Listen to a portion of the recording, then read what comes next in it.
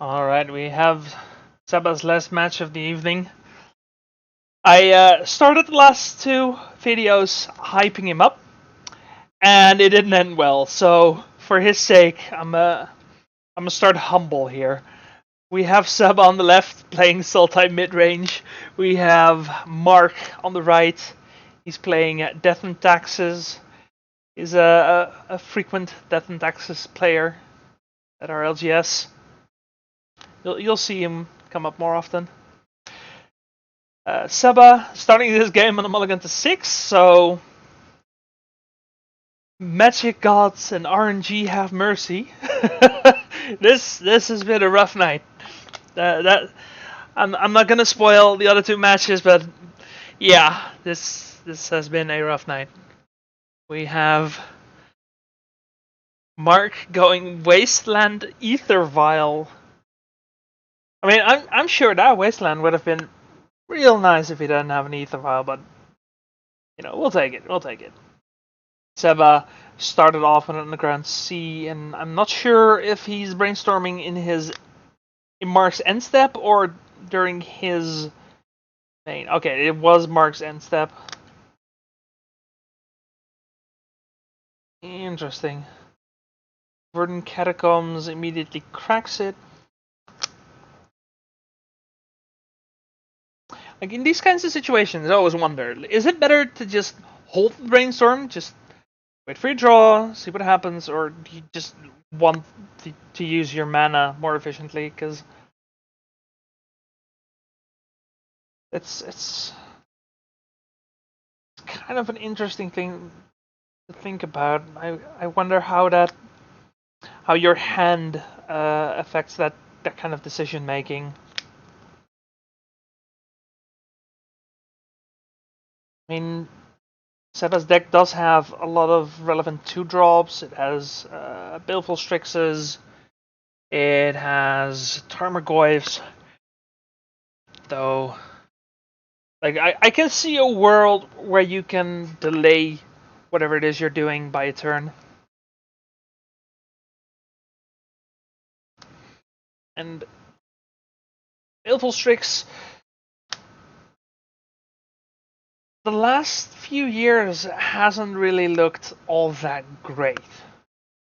Like, it is definitely a powerhouse from Legacy days past, but these days I'm not too sure. Mark playing a Rishadan port and tapping the Underground Sea for Seba. Seba coming in 1. Yeah, Baleful Strix for a lot of years has been a fantastic card. Recent years hasn't been too kind. Seba playing a Wasteland and casting a Goyf, looking to really put the pressure on. Right now, that Goyf is a 2/3. We have Verdant Catacombs and a Brainstorm, so it's not the biggest Goyf in the world, but it is a clock. It can block, say, a Thalia. We have a Silent Clearing from Mark.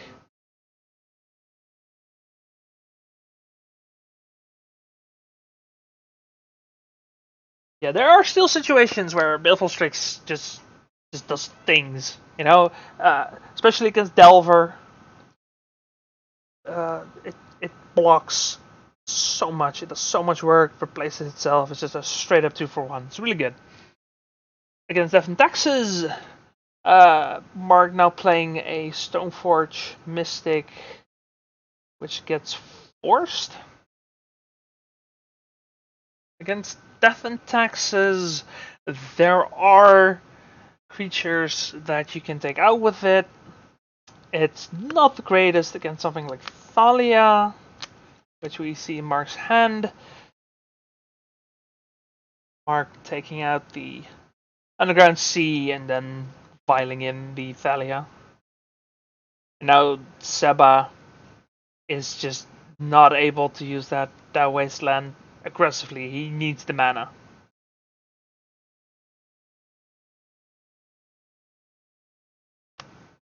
So now, if you're Seba, what do? Do you decide, you know what, waiting is gonna help me, I'm gonna attack, which apparently it looks like that's what he's doing. Because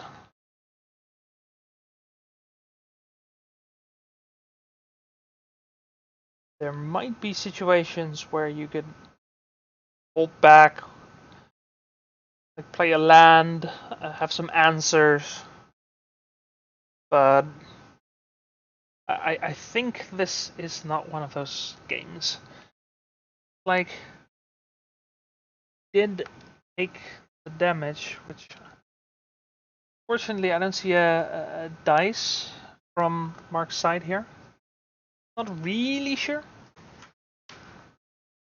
But Thalia's still there, so he didn't block. Oh, actually, he did tap the silent clearing from mana once, so I believe he's at 15. Thankfully, he doesn't play any fetches. Seba takes the hit from the Thalia. Not that he has a choice, it seems. He doesn't have a choice. There is nothing he could play in this situation. Now, with a Thalia on the field, Mark already used the Wasteland,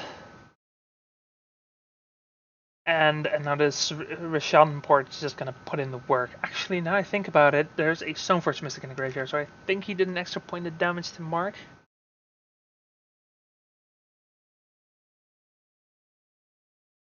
Seba going for another swing.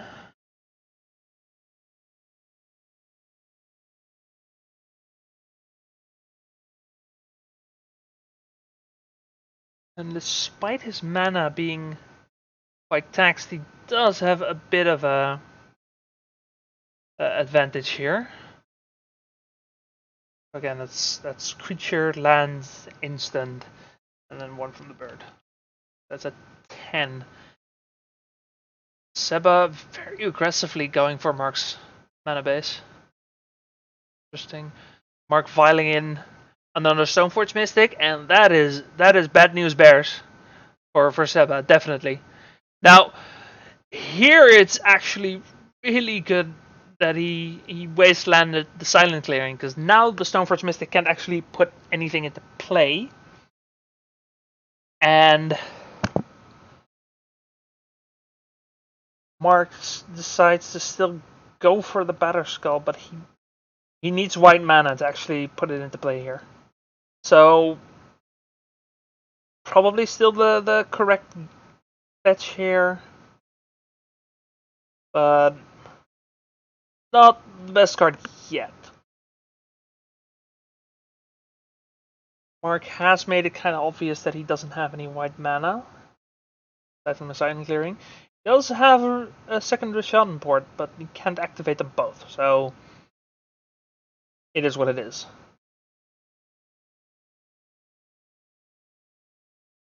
Now Mark has to be a little bit careful here, because his life total is on the downswing here. Put Seba to 13, but Seba right now hits a lot harder. Doesn't have a lot of mana, but he hits like a truck, that's for sure. Now, it seems Mark does have a Flicker Wisp that he can vial in. And I would imagine Seba might be aware of it, but there's nothing he can do to actually play around it. Yeah, there we get the Flicker Wisp. Gets taken out of combat.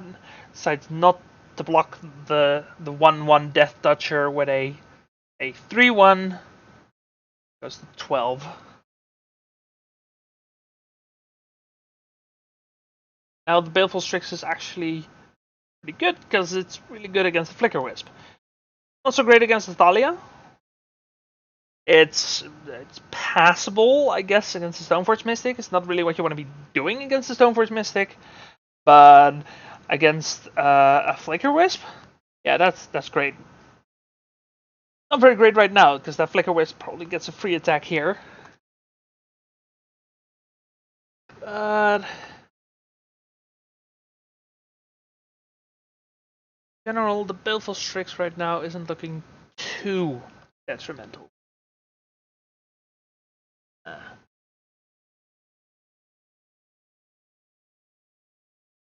think he has his life total on 10.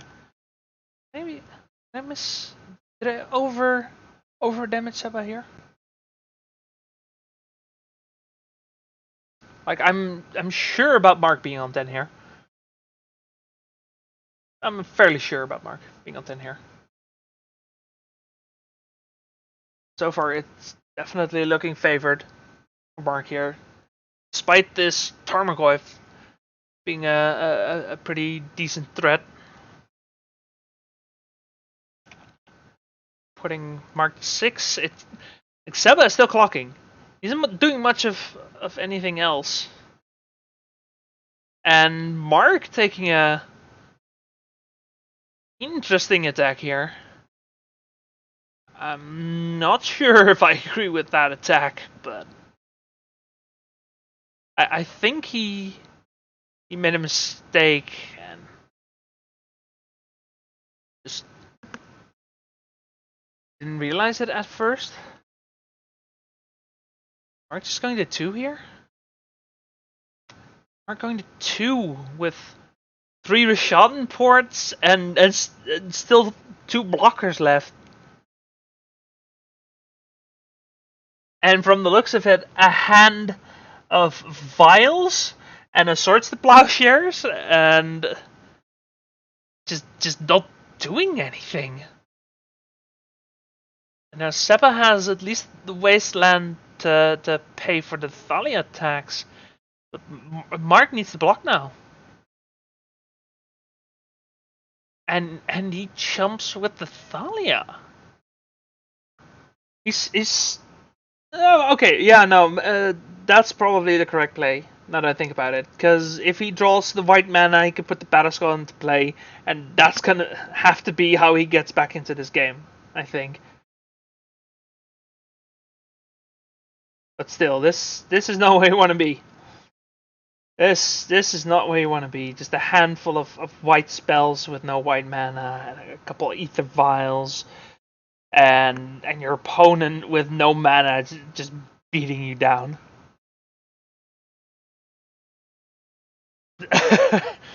Like no, I'm not gonna say it. I'm not gonna say. I was thinking it, but I'm not gonna say anything about how this game's going. But this game 1 is looking pretty donezo. And Mark starting us off on game 2 on a mulligan to 6. He goes Plains Pass. It's looking like a pretty slow start, but maybe he can turn it around. We'll see. Plains, we get a Thalia. Yeah, that makes sense. Yeah, looks like Seba might be able to. No, not saying it. Like, that's actually his first game win of the evening. Spoiler alert. Spoiler alert. Oops. He plays an Underground Sea and passes, then takes the 2 from the Thalia.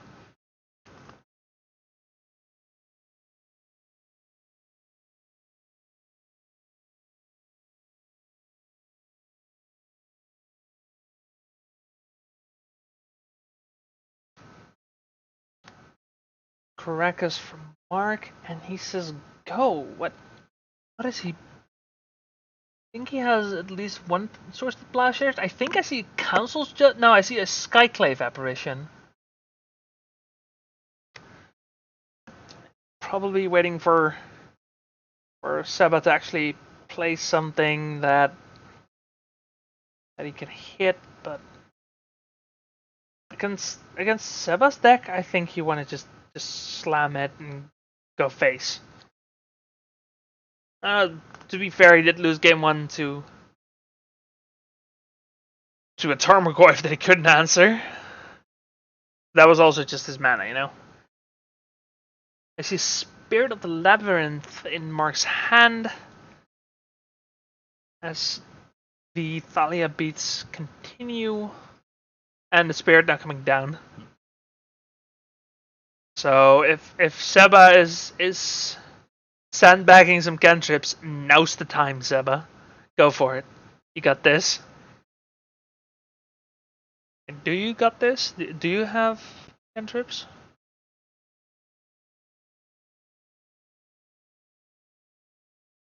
Doesn't look like it, but he does have a fetch land. Which he cracks, so... Oh, yeah, right, because of the Thalia attack. So he's probably brainstorming here. I think I saw a brainstorm. Like, Seba is one of those players that just spoils everything. Which, I mean, to each their own, but it kind of makes it hard to recognize certain cards. And no, that's actually a fatal push on the Spirit. Really? He did have the brainstorm. He did have the brainstorm. I'm wondering if he should have pushed Thalia and just brainstormed during his turn. Got a Goyf coming down. We have instant land creature. 3/4.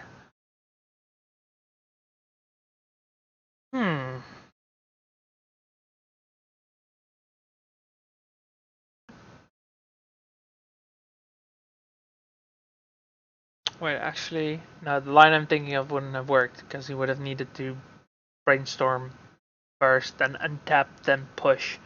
Means he couldn't play the Tarmogoyf.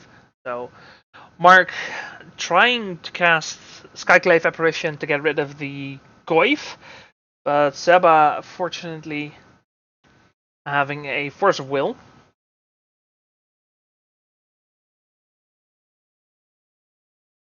Decides to fetch a tropical island. Oh, yeah. Of course, again, Thalia attacks still works even on a recast Force of Will. On a Omniscience. Now we have a Mother of Runes coming down and go.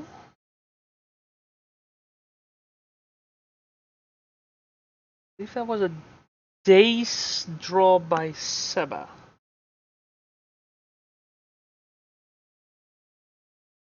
Doesn't look like he has an answer to the Mother of Runes. That looks like a Liliana's Triumph. Make Mark sacrifice a creature. Now, honestly, yeah, I agree. I think the Mother of Runes is going to be more important because Seba does have some mana under him right now, so he can actually play the game. Mark doesn't really have any other mana denial going on. Let's see, we have creature instant land still, right? I think that's a 3/4 Goyf. Yeah, Mark decides, you know what, I don't have any mana denial going on. I'd rather protect my creatures, and I think that's probably going to be the correct call here. The Mother of Runes is now actually going to be able to do something. Question is what? So Mark does have some equipments, but I can't remember the cost of Jite. I think it was a 3 mana card and 2 to equip, like the Sword of Fire and Ice as well. I'm not 100% sure about that right now.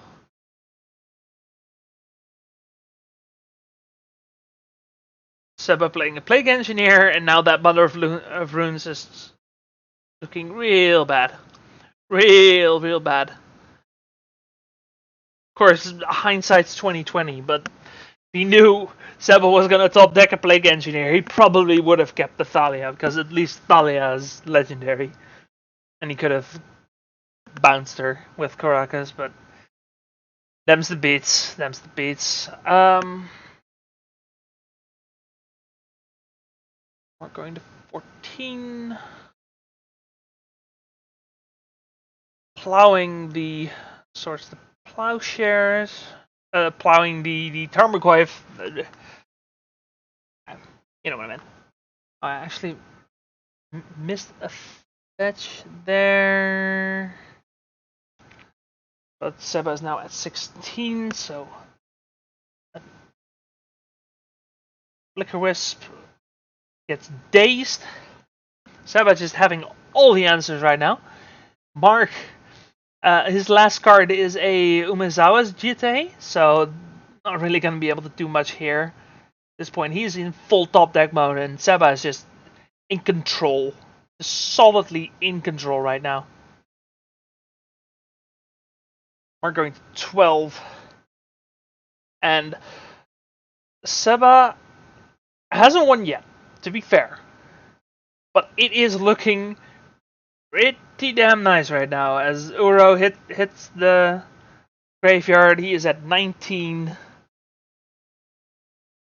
Next turn, I believe he's going to be able to, yeah, easily. With that Misty Rainforest, he's going to be able to escape the Uro, and then it's going to be really hard to keep playing. Now, Mark did get a very good draw in Stoneforge Mystic. But it seems Seba's not done yet answering things. We get an Underground Sea, and what are we casting here? Is that like he hasn't let the Mystic resolve yet, so let's have something. He's gonna Brainstorm. Now, yeah, he does have the Daze in hand, but the Daze doesn't actually do anything right now. He's probably looking for a force, but he doesn't find the force. So that Stoneforge Mystic is going to resolve. It's probably going to get a Batter Skull, and that is probably going to have to be Mark's ticket out of here. Decides to Daze the Mystic just in case. Of course, he doesn't know what Mark has. Wait, Mark had the Jite, right? Oh yeah, no. He pays the tax. Yeah.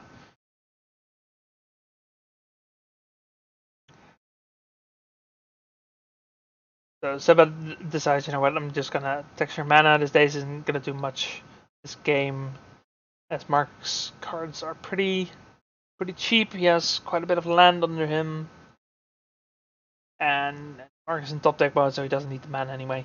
Mark gonna get a Better Skull. Next turn, that Better Skull is gonna be able to come down, and Seba needs more pressure, or he needs an answer. Now, I think it's gonna have to be an answer in that case, because the Better Skull is gonna come down. It's gonna save Mark. We get a Baleful Strix coming down and a Tarmogoyf. Baleful Strix being played, of course, instead of Uro, because Seba wanted to. I don't know. Seba might have had the Tarmogoyf in hand. I couldn't quite tell what he drew off the Uro. But even still, like, playing the Baleful Strix means you can maybe find an Assassin's Trophy and get rid of the Batter Skull, which I think is probably a very heads-up play by Seba here. Actually, it's probably Mark putting in the Batter Skull. Now that I think about it, if Seba was gonna draw the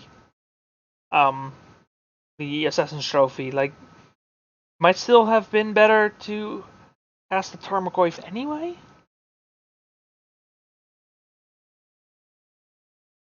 Yeah, because the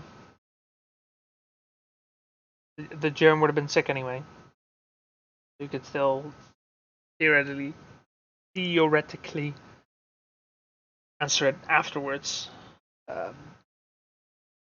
Mark actually putting in the Batterskull during his turn. Oh yeah, because he equipped it with the Sword of Fire and Ice. Right. The protection is probably not going to be the most relevant. About playing a ponder here. Now there's a Batterskull and Seba needs an answer. And he needs an answer that's good enough. Because we got creature, instant sorcery, land. I believe. So that's a 4/5. Which means he should be able to attack. You have a Hardcast Force of Vigor coming out from Seba, destroying the equipment, getting rid of the germ, and Mark says, you know what, enough is enough, and Seba gets his win.